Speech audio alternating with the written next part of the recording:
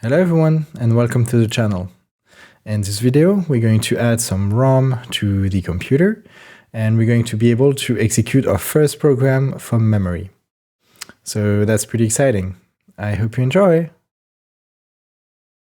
So in the previous video we've been talking about the memory map I'm going to implement in the CPU.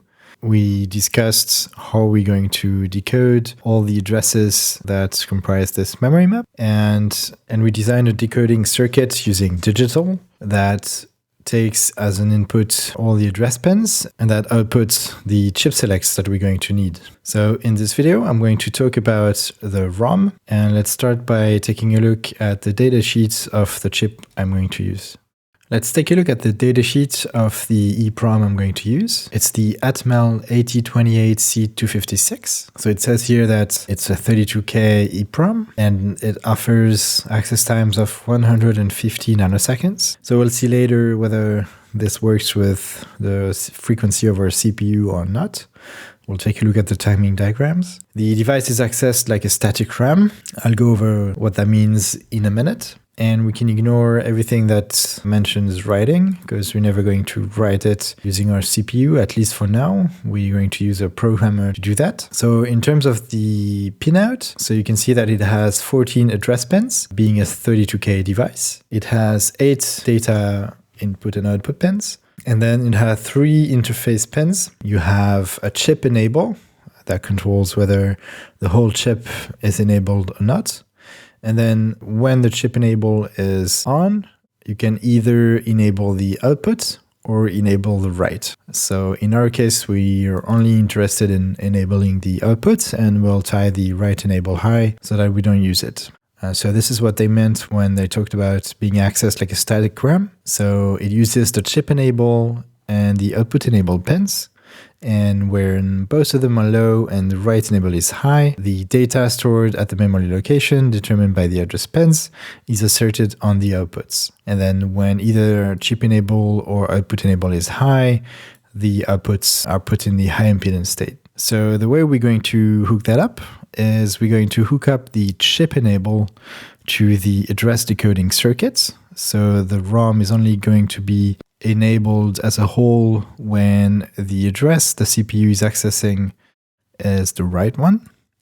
And then we are going to hook up the output enable to the read-write signal of the CPU. And we're going to need to invert it because read-write is high when we are reading, and we want output enable to be low when we are reading. In terms of the voltages, you can see that the chip is TTL level. So its output levels are going to be TTL, and remember this is why we switched our buffer to the ACT type so that it's compatible with TTL devices driving the bus. Then let's have a look at the timings. I'm going to be specifically using the -15 version. It has a total address to output delay of a maximum of 150 seconds. So I'm going to start by designing the circuits in KiCad. And then when we have all the components, I'll go back to the timing diagrams and we can compute if we are within spec and what it means for maximum frequency.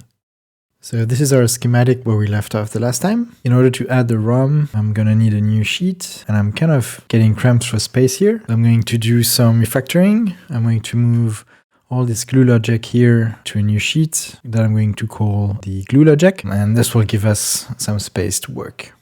So let's do that now.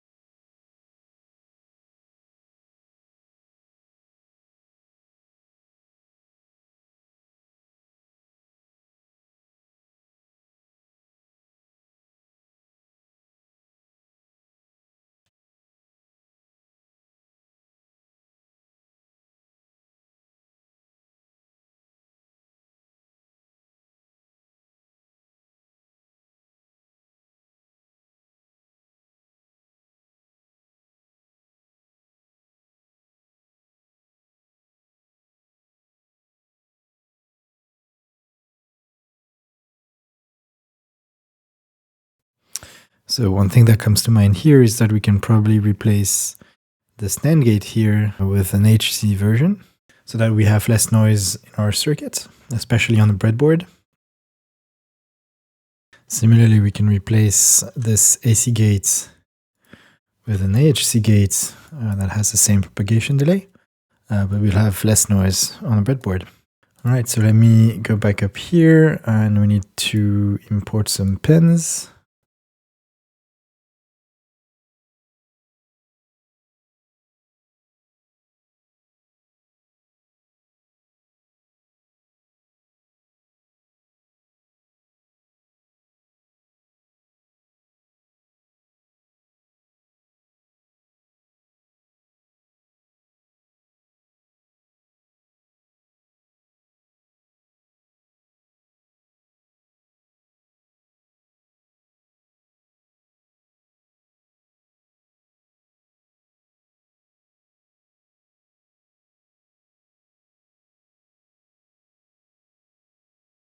Okay, so clearly I need to go through the ERC problems and fix them. I'm thinking some of them are due to the KiCad 6 migration, so I need to fix that. But I will do this off camera. So KiCad is complaining that I've connected IRQ and NMI directly to VCC because I'm labeling the same nets with multiple labels. So what I'm going to do, and what I wanted to do anyway, is to add a pull-up to those lines, and then also probably abort. So abort is another type of interrupt that we're probably not going to use, but just in case, let's add a pull-up. There we go. Okay, and then it's complaining that I've connected some pins that are outputs to pins that can be outputs here, because if we end up reversing this buffer, then we risk sending current up the line and into some other gate's output. Obviously, here the direction is fixed, so we're never going to make this mistake, but I still think this is a good suggestion. We can use a chip that is not reversible, and that's going to be the 74HC541. So it's exactly the same pinout, but instead of a direction pin, it has two enables. So let me replace all the buffers with this chip. And then we just need to change this pin here from VCC to ground.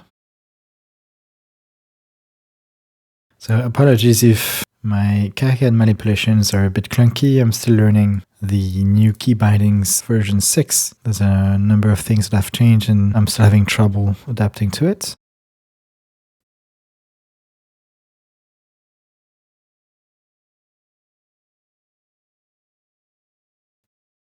Okay, so that's much better. Now there is only this bus issue. I've named the same bus two different things, and I'm not actually sure how to resolve this. Yeah, I'll punt on this one for now, and I'll do some research on how to name buses and how to make sure that everything is connected. Okay, so this was a nice cleanup. Sorry if it took a bit too long, but now we have much more space here on this page to add the new stuff. So let me create a new sheet for the ROM. So let me export all of this to the new sheet. This is now revision 14. And this is the memory module. Okay, so let's add a ROM. We're going to need power and ground, as well as decoupling capacitor and bulk decoupling capacitor for this board. This is going to be 10 micros, and this is going to be 100 nanofarads. Why is this not aligned? Ah, there we go. Okay, so now we have to import our buses. So the address bus and the data bus. So this is going to be the address bus. This is going to be the data bus. And as always, I'm duplicating the labels. I don't think this is strictly necessary, but I like the way it looks like. So this one is going to go here.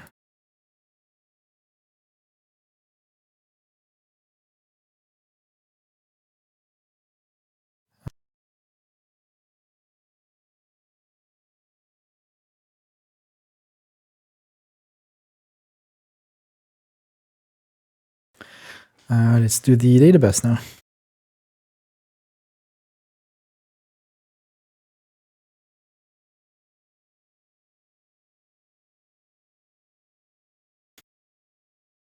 Now there's the question of the interface to the ROM.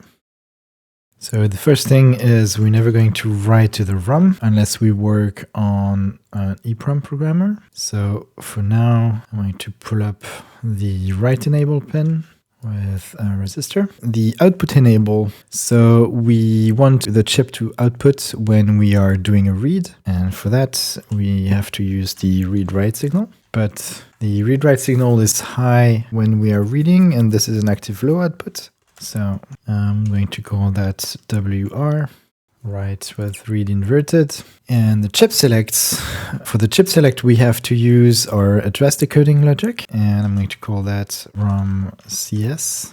And so that's going to be inputs to this sheet.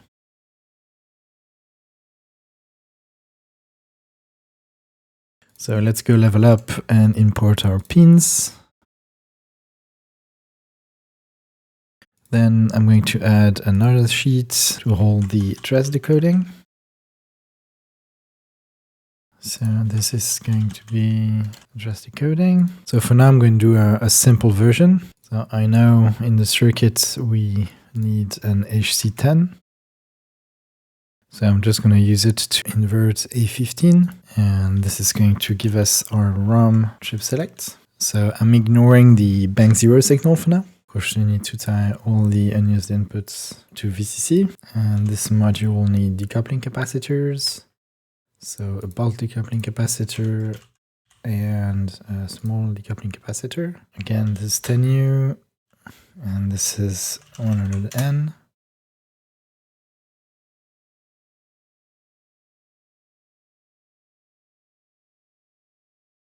We'll flesh this circuit out in a future video. For now, I just want to add the ROM as quickly as possible.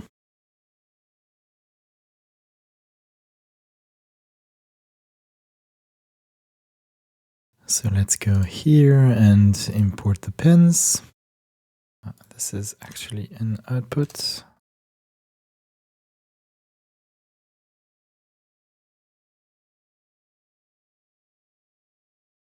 Okay, so this is our ROM chip select. It's actually just the inverse of A15 for now. And then finally, we need the write read signal. So I'm going to add it to the glue logic here. And for now, I'm actually going to use this chip here. So this is going to take read write and invert it. So this was U27. And so now we have this as an output. So let's import it. All right, this should be everything. Okay, so now let's take a look at the timings for the ROM circuit. So the first thing I did is I took those timings here that we computed in the last video and I put them in a timing diagram. So you can see here, this is only the first phase of the clock. The address bus of the CPU is valid 10 to 30 nanoseconds after the falling edge of the clock.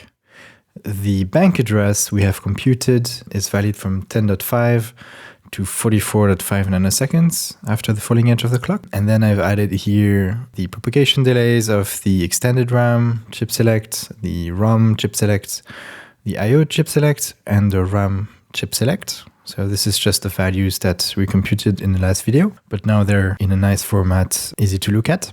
So then let's build the timing diagram of the ROM. So for this diagram, I'm going to base it on a 4 megahertz clock because we're going to need all this space to show the propagation values. As usual, the signals of the CPU are valid 10 to 30 nanoseconds after the falling edge of the clock. So I've reported them here. This is the address and the read-write signal. We have also calculated in a previous video when the CPU is reading data, and specifically when we have to present data to the read buffer. And that's going to be up until 9 nanoseconds after the falling edge of the clock and 19 seconds before the falling edge of the clock.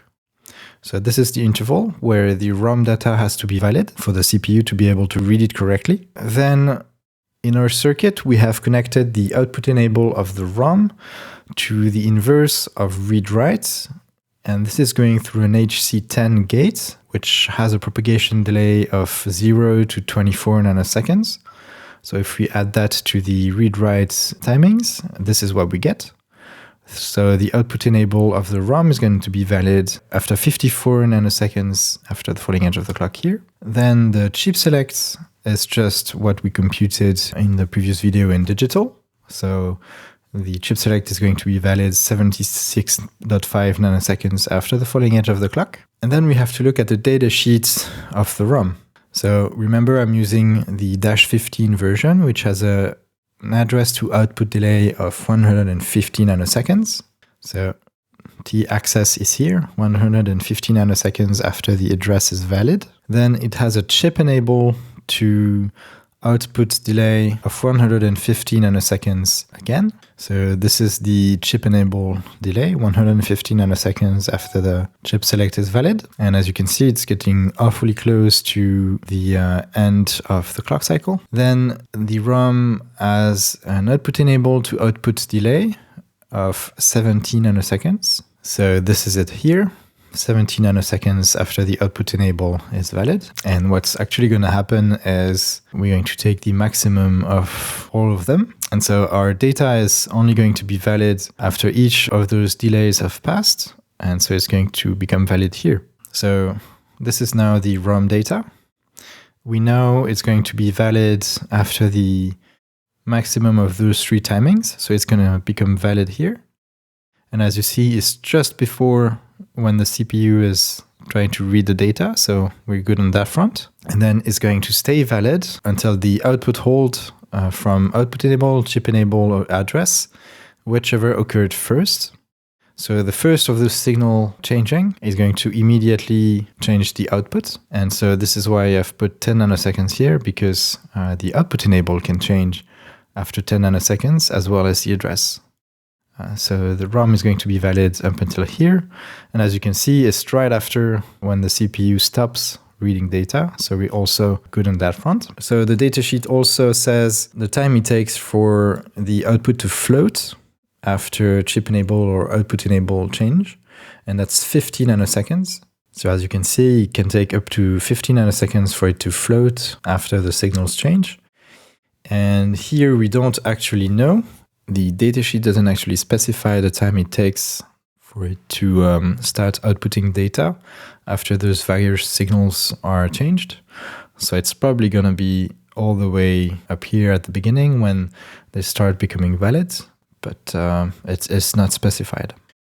Okay, so this is our ROM timing. So as you can see, it's not really possible to go any faster because otherwise we're going to be hitting this limit here. If we shorten the clock cycle, then the CPU is going to want to be reading data much earlier and the ROM is not going to be fast enough to output it.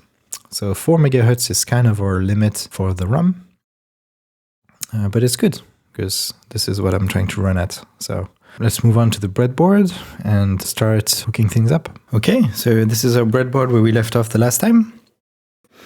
So the next thing I want to do is to add the ROM. So for that, I'm going to use 28C256 32K EEPROM, which I have here. And in order to set it on a breadboard, we need to be able to take it on and off again repeatedly without breaking the pins. So we need a ZIF socket. And I have one here that I really like that's pretty compact for working on a breadboard. The only issue is the pins are pretty short. So what I do is I put it in a wire wrapping socket here, just like this.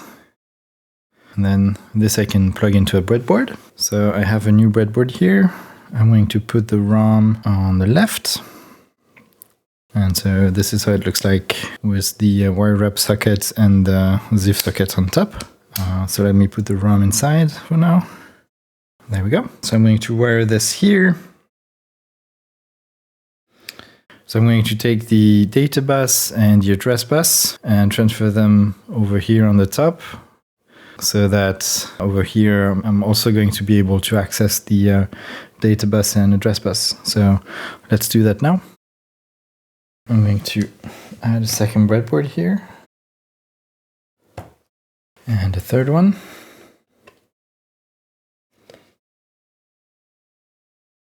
This bottom breadboard is going to have the ROM and the RAM chips. In here is going to be the interface between the two sides. And I have plans for some chips to live here later.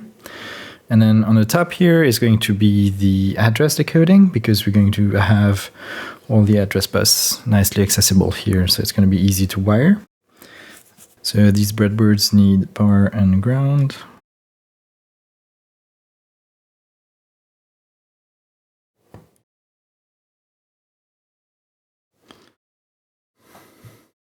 There we go. So I'm going to connect power between the two top breadboards here for now. Okay, so now I need to transfer the data bus and the address bus to this breadboard here. I'm going to cut some wires off camera. Okay, so I ended up going for DuPont cables instead of cutting my own cables. This way I can easily unplug the two sides. So a few tips if you're going to do any kind of breadboard work. I would recommend getting a few sizes of DuPont cables. These are the bigger ones, and so they're pretty nice to do interconnects between breadboards. If you get some that are too short, then the pins are going to want to do this, and this is how you're going to have bad connections. So if you stretch it, it kind of goes to the side. Another thing that I would recommend is getting a bunch of maybe 8 bits plastic ends. I usually get a bunch of 8 bits, a bunch of 2 bits for power cables, so that your power cables are nice and together. So you can replace all the single ends with nice 8 wide ends, so you can plug your bus really easily in one go instead of playing with all individual cables. So anyway, now I can connect the data bus and the address bus pretty easily on the two sides, and I just need to bring some control lines here. Okay, so let's wire up the ROM. I'm actually going to put it on the other side, because it doesn't need to be close to the bank address. So it needs power and ground.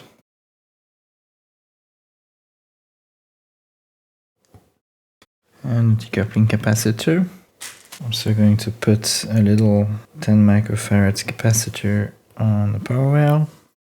We can tie the right enable line high, so that's pin 27.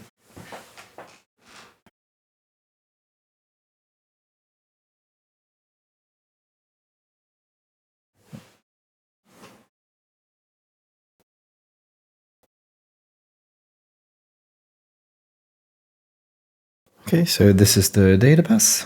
Now the address bus.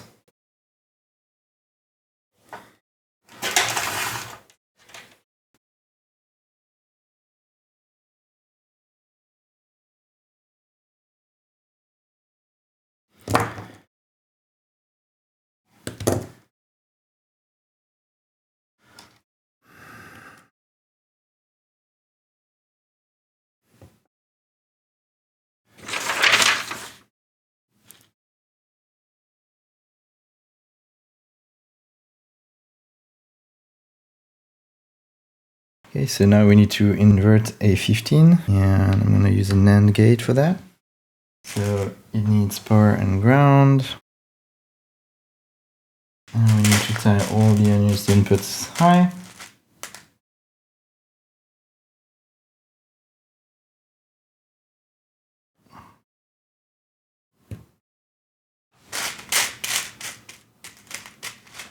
This is going to take A15 and invert it. And that's going to go to the chip select pin number 20. There we go. I'm just trying this temporarily for now. I'll do a better job next time. And then we need the output enable signal. And this we can just tie to the read-write signal of the CPU, which we have here. And this goes to pin 22 on the ROM. Okay, so let's try this out. So let's remove our knob generator. We don't need it anymore. And I'm going to program something in the ROM. Okay, so there are many assemblers you can use for 6.5 series processors. Not all of them support the 65C816. For example, VASM, the one that Benitier uses, doesn't actually support this CPU. So for now, I've landed on the ACME Cross Assembler. It's an open source project that supports all the CPUs, including the 65816, and it seems to be pretty featureful. So this is what I'm going to use for now. I don't have a lot of experience with it, so we'll try it out. So the way you would install it on macOS, it's a Brew program. So you can install it using Brew. This is the cross assembler. And I set up a makefile here so that I'm able to build my source code, and I'm also able to program my EEPROM using MiniPro. And I'm using a TL8662 Plus programmer to program the EEPROM. Okay, so let's get started. So the first thing I'm going to do is I'm going to set up my file. So I'm going to build to main.bin, and the syntax is going to be just plain binary. My CPU is the 65816.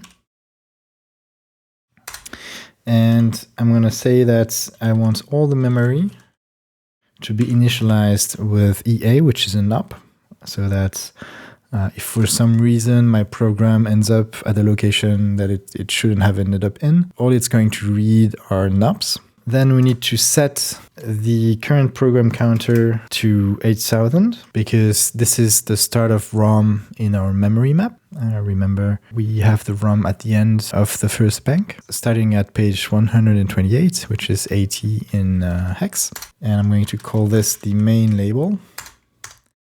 And for now, what we're going to do is we're just going to reproduce what we've been doing so far, which is to toggle the emulation pin. So for that, I'm going to clear the carry bit with the SEC instruction. And then I'm going to exchange it with the emulation bit. So this is going to turn on native mode and turn off the emulation LED. Then I'm going to add a bunch of knobs just to create an arbitrary delay. And I'm going to jump back to main. So let's assemble this.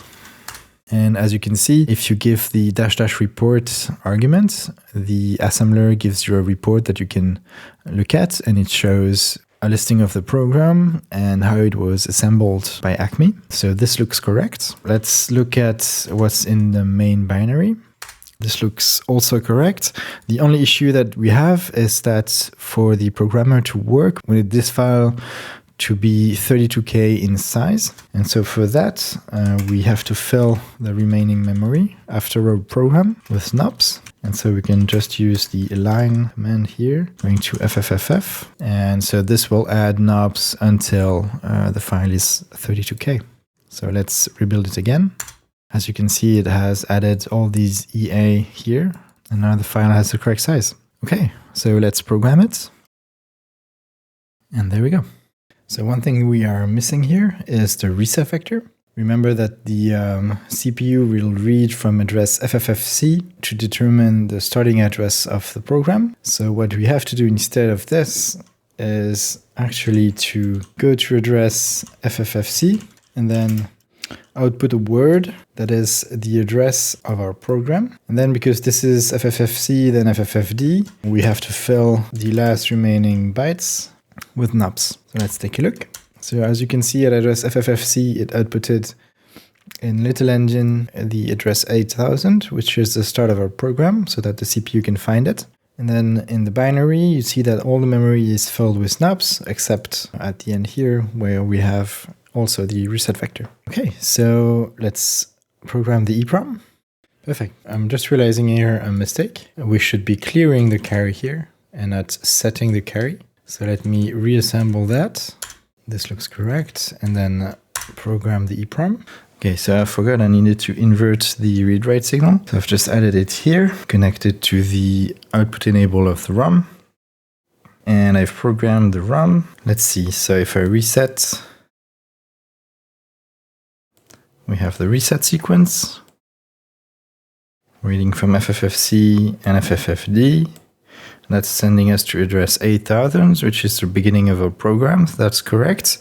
We see the clear carry instruction. Then this does the XE instruction. Something is going wrong here. Hold on. Do I have one of my data bus wires inverted? I do, actually. Okay, so that's the problem. All right, so now it should be reading the correct program. Let's reset.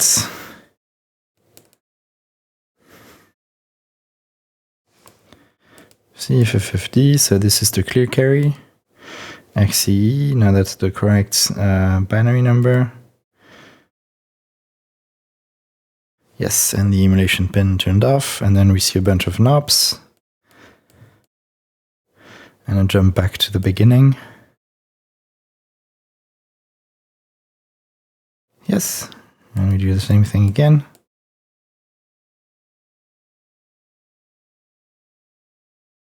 And it's not toggling because I'm always clearing the carry here. Let me fix that. The issue we just had is because we are jumping back to main, we are clearing the carry in each loop. And so we are always setting the emulation bit to 0, so the LED is not toggling. So what we want to do is to add another label here and jump to it from here. This way the emulation LED should be toggling. So let's assemble it again. Looks correct. Let's program the EEPROM.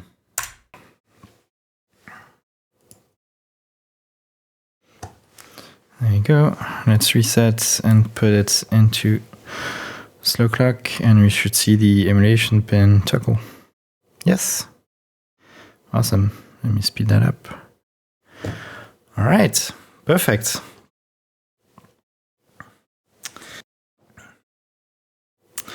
Okay, so in this video, we've added the ROM to the CPU, and we started building the address decoding logic on the top here, and we were able to execute a program from memory.